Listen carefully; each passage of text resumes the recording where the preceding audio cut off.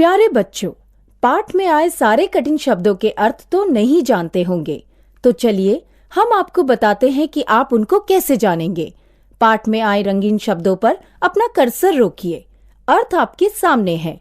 समझ गए बच्चों? चलिए अब पाठ पढ़ते हैं। सुभाष चंद्र बोस। प्रस्तावना। 1857 में भारत के कई राजाओं ने सोचा था कि युद्ध द्वारा अंग्रेजों को हराकर उन्हें देश से बाहर भेज देंगे, लेकिन अंग्रेजों ने सबको हराकर भारत में अपना साम्राज्य स्थापित कर लिया। गांधी जी जानते थे कि तोपों और बंदूकों की लड़ाई में अंग्रेजों से जीतना बहुत कठिन है, इसलिए उन्होंने अहिंसा का मार्ग अपनाया। अंग्रेज इस युद्ध में हार गए और उन्हें अपने आप भारत छोड़कर जाना पड़ा। देश में हथियारों की लड़ाई के पक्ष में कुछ लोग थे। शहीद भगत सिंह उनमें से एक थे। अंग्रेजों ने अदालत में उन्हें विद्रोही कहा और फांसी की सजा दे दी। ऐसे ही दूसरे महान नेता थे सुभाष चंद्र बोस। वे विद्रोह के रास्ते अंग्रेजों को हराना चाहते थे। अंग्रेजी सरकार ने उन्हें भी बंदी बनाया, इसलिए वे भारत छोड़कर यूरोप और बाद में सिंगापुर चले गए। उन्होंने सिंगापुर में आजाद हिंद फौज की स्थापना की।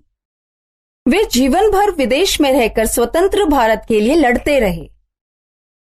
भारत का नारा जय हिंद इन्हीं का दिया हुआ है। सुभाष चंद्र बोस का जन्म उड़ीसा के कटक नामक नगर में 23 जनवरी 1897 को हुआ था। बचपन से ही वे अत्यंत तीव्र बुद्धि वाले थे। इनके पिता जानकीनाथ बोस कटक के प्रसिद्ध वकील थे। सुभाष जी ने कोलकाता से बीए की परीक्षा प्रथम श्रेणी में उत्तीर्ण की। सुभाष के पिताजी चाहते थे कि उनका पुत्र आईसीएस बनकर सरकारी नौकरी में उच्च पद प्राप्त करे, परंतु सुभाष देश की सेवा करना चाहते थे। वे ब्रिटिश सरकार की नौकरी करना उसे सहयोग देना मानते थे। पिता के आदेश अनुसार इन्होंने आईसीएस की परीक्षा उत्तीर्ण तो कर ली, किंतु अपनी आत्मा की आवाज को सर्वोपरि मानते हुए आईसीएस से इस्तीफा दे दिया और भारत लौट आए। स्वदेश लौटने पर ये गांधी जी के सविनय अवज्ञा आंदोलन में कूद पड़े। बंगाल में देशबंधु चित्तरंजन दास का बड़ा प्रभाव था। सुभाष बाबू ने उन्हें अपना राजनैतिक गुरु बनाया। प्रिंस ऑफ वेल्स भारत आने वाले थे। अंग्रेज सरकार उनके स्वागत की तैयारियों में लगी हुई थी। कांग्रेस ने इस स्वागत समारोह का बहिष्कार करने का निश्चय किया। बंगाल में देशबंधु और सुभाष चंद्र बोस के प्रयासों से यह बहिष्कार बहुत ही सफल रहा। इससे अंग्रेज सरकार कांप उठी। सुभाष को गिरफ्तार करके जेल में डाल दिया गया। 6 महीने बाद जेल से छूटने पर इन्होंने अपनी गतिविधियां और तेज कर दी। उन्होंने देशबंधु व अन्य नेताओं के साथ मिलकर स्वराज पार्टी गठित की। सन 1918 में कोलकाता नगर निगम के निर्वाचन में स्वराज पार्टी सफल रही। सुभाष निगम के कार्यपालक बनाए गए। इन्होंने 5 महीने में ही नगर निगम की काया पलट करके जन कल्याण के अनेक कार्य कर दिखाए। 1932 में सुभाष बाबू को फिर से कारावास हुआ। इस बार उन्हें अल्मोड़ा जेल में रखा गया। अल्मोड़ा जेल में उनकी तबीयत फिर से बिगड़ गई। वैद्य की सलाह पर सुभाष बाबू इस बार इलाज के लिए यूरोप जाने को राजी हो गए। 1933 से 1936 तक सुभाष बाबू यूरोप में रहे। यूरोप में सुभाष बाबू ने अपनी सेहत का ख्याल रखने के साथ साथ अपना कार्य भी जारी रखा। वहां वे इटली के नेता मुसोलिनी से मिले, जिन्होंने उन्हें भारत के स्वतंत्रता संग्राम में सहायता करने का वचन दिया। सुभाष बाबू ने क्रांतिकारी व अहिंसात्मक आंदोलनों में सक्रिय भाग लेना शुरू कर दिया था। वे 1938 में कांग्रेस के अध्यक्ष बने। भगत सिंह और उनके साथियों को फांसी दी गई। भगत सिंह को ना बचा पाने पर सुभाष बाबू गांधी जी और कांग्रेस के तरीकों से बहुत नाराज हो गए। गांधी जी की नर्म नीतियों से उनकी विचारधारा मेल न खाई, अतः वे कांग्रेस से अलग हो गए। उन्होंने अपना फॉरवर्ड ब्लॉक नामक राजनीतिक दल बनाया। उनका यह दल बहुत जल्दी प्रसिद्धि पा गया, अतः उन्हें गिरफ्तार कर लिया गया। द्वितीय महायुद्ध प्रारंभ हो चुका था। सुभाष बाबू अंग्रेजों के चुंगल से भारत को स्वतंत्र कराने का यह उचित अवसर मानते थे। उन्होंने अपनी मुक्ति के लिए आमरण अनशन करना शुरू कर दिया। हारकर ब्रिटिश सरकार को झुकना पड़ा। अब उन्हें घर पर ही नजरबंद कर दिया गया, परंतु यह वीर कहां रुकने वाला था। जनवरी 1941 में वे अंग्रेजों की आंखों में धूल झोंककर भारत से बाहर निकल गए। नजरबंदी से निकलने के लिए सुभाष बाबू ने एक योजना बनाई। 16 जनवरी 1941 को वे पुलिस को चकमा देने के लिए एक पठान मोहम्मद जियाउद्दीन का वेश धरकर अपने घर से भाग निकले। कोलकाता से फ्रंटियर मेल पकड़कर वे पेशावर पहुंचे। वहां से भगत राम तलवार के साथ सुभाष बाबू पेशावर से अफगानिस्तान की राजधानी काबुल की ओर निकल पड़े। इस सफर में भगत राम तलवार रहमत खान नाम के पठान बने थे और सुभाष बाबू उनके गूंगे बहरे चाचा बने थे। पहाड़ियों में पैदल चलते हुए उन्होंने यह सफर पूरा किया। काबुल में उन्होंने पहले रूसी दूतावास में प्रवेश पाना चाहा।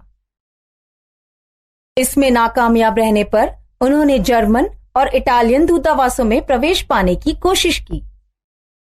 इटालियन दूतावास में उनकी कोशिश सफल रही। जर्मन और इटालियन दूतावासों ने उनकी सहायता की। आखिर में ओलार्दो मातुस्ता नामक इटालियन व्यक्ति बनकर सुभाष बाबू काबुल से रेल से निकले और रूस की राजधानी मॉस्को होते हुए जर्मनी की राजधानी बर्लिन पहुंचे। बर्लिन में सुभाष बाबू जर्मनी के नेताओं से मिले।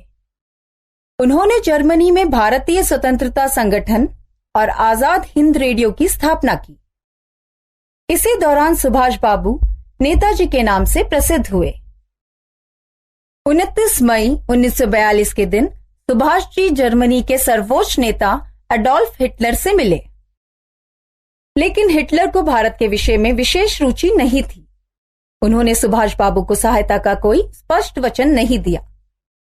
इसी बीच उन्हें सिंगापुर आने का निमंत्रण मिला। वे युद्ध के खतरों की परवाह न करते हुए सिंगापुर पहुंच गए। सिंगापुर और उसके आसपास बहुत से भारतीय रहते थे। जापानियों ने अंग्रेजी सेना के काफी सैनिकों को बंदी बनाया था, जिनमें से अधिकांश भारतीय थे। सुभाष बाबू ने इन सैनिकों को मुक्त कराया। यहीं पर 1943 में इन्होंने आजाद हिंद फौज का गठन किया और अपनी सेना को दिल्ली चलो का नारा दिया। आजाद हिंद फौज में भर्ती होने के लिए हजारों युवक युवतियों की भीड़ लगी थी। नेताजी ने भाषण में कहा, स्वतंत्रता बलिदान के बिना संभव नहीं है। तुम मुझे खून दो, मैं तुम्हें आजादी दूंगा। सभा में बैठे हजारों नवयुवक और नवयुवतियां बोल उठे, हम अपना खून देंगे। सुभाष बाबू ने एक प्रतिज्ञा पत्र आगे बढ़ाते हुए कहा, इस प्रतिज्ञा पत्र पर साधारण स्याही से हस्ताक्षर नहीं करने हैं। वही आगे बढ़े जिसकी नसों में सच्चा खून बहता हो। भीड़ में आगे 17 लड़कियां थीं। उन्होंने छुरी से अपनी उंगली पर घाव किया और बहते लहू से प्रतिज्ञा पत्र पर हस्ताक्षर किए। सिंगापुर में नेताजी के जन्मदिन की तैयारियां हो रही थी। उस दिन वहां के भारतीयों ने नेताजी का तुलादान करने का निश्चय किया। तुलादान के आरंभ होते ही स्त्रियों ने अपने कानों के कुंडल, हाथों की चूड़ियां और अंगूठियां उतार उतार कर तराजू के पलड़े पर चढ़ाना शुरू कर दिया। एक स्त्री ने रोते हुए सिंदूर भरा हुआ अपना मंगलसूत्र भी पलड़े में रख दिया। इतने में ही एक वृद्धा आई। उसने अपने मृत पुत्र के चित्र के फ्रेम को पलड़े पर चढ़ा दिया। उसके चढ़ते ही तराजू का कांटा बराबर हो गया। सुभाष चंद्र बोले, कौन कहता है कि भारत आजाद नहीं होगा? मां का बलिदान व्यर्थ नहीं जा सकता। आजाद हिंद फौज ने ब्रिटिश सैनिकों को अनेक स्थानों पर हराया। विजय प्राप्त करती हुई यह सेना बर्मा, आज का म्यांमार की ओर से कई स्थानों पर भारत की सीमाओं के अंदर पहुंच गई और वहां पर तिरंगा गाड़कर आजादी की घोषणा कर दी। कहा जाता है कि सिंगापुर के ही पास 18 अगस्त 1945 को उनका विमान दुर्घटनाग्रस्त हो गया और उसमें आजादी के दीवाने भारत माता के इस लाल की जीवन लीला अकाल ही समाप्त हो गई।